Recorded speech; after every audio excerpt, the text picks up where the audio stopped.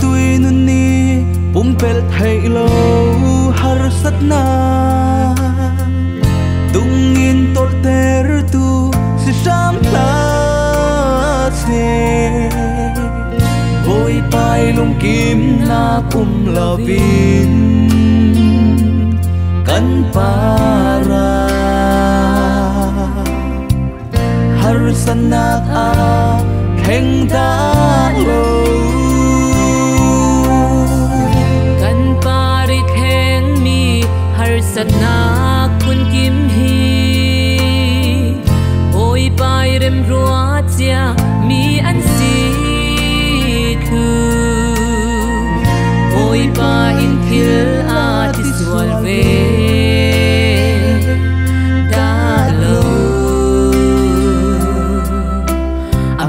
kan nay sin natin na asi may lipit sungin hebrut ang bal mo arun him kiyaw sa pugsungi ganyan din ang bang sa akin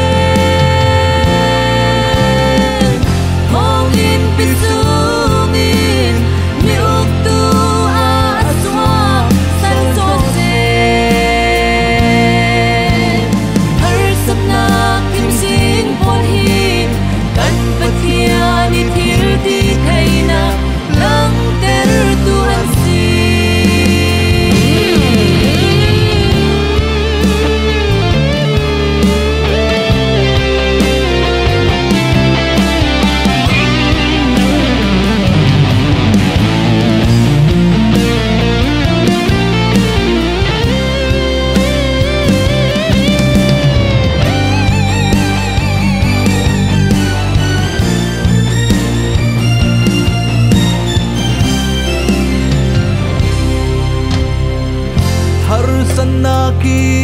arem chat mi sum tu tu anu na si sui mela tuange